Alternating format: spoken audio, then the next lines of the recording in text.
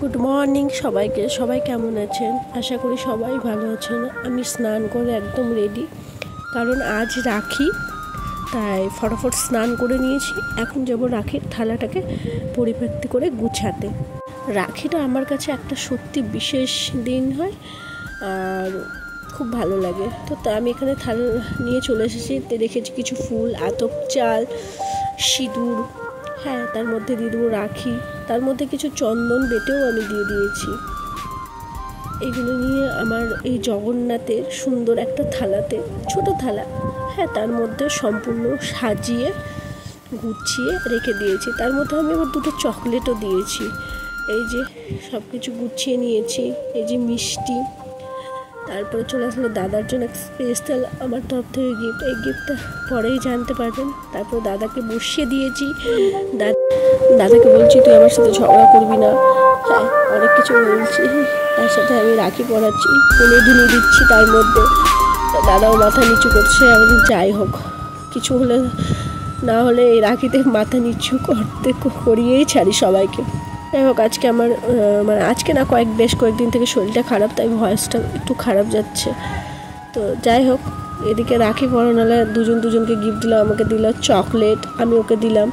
এর মধ্যে যে আছে এখনই আপনাকে খুলে দেখ, আমি খুলে দেখ। ওই আগে থেকেই বুঝতে পেরে গেছিলো, জানি না কী আছে।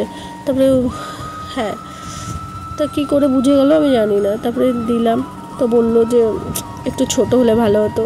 তাও বললাম যেটা দিয়েছি নিয়েছি চুপচাপ। বলছে ঠিক আছে। তারপরে আরেকজনের বাড়িতে চলে আসলাম, এই দাদাকেও পরিয়ে দিলাম।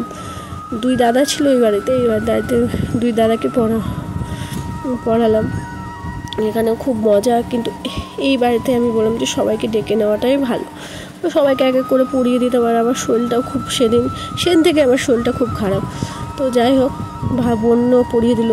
এটা আমার ভাইটাকেও আমি পরিয়ে দিলাম আদর করে। ওকেও মাথায় ফুল দুব্বো দিয়ে ওলতুনি দিয়ে বেশ টিপ পরিয়ে, ওই তো বেশ লজ্জা পাচ্ছিল, ওই একটুতেই লজ্জা পায়। যাই হোক, মিষ্টি খাইয়ে দিলাম।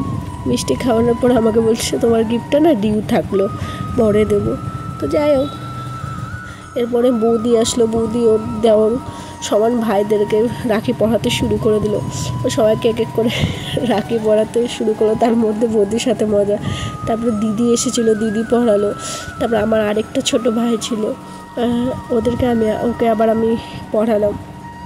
হ্যাঁ, ওর গিফটটা দিও না, ওই আমাকে একটা চকলেটের বক্স দিয়েছিল, সেটা পরে একসাথে হয়তো দেখতে পাবেন।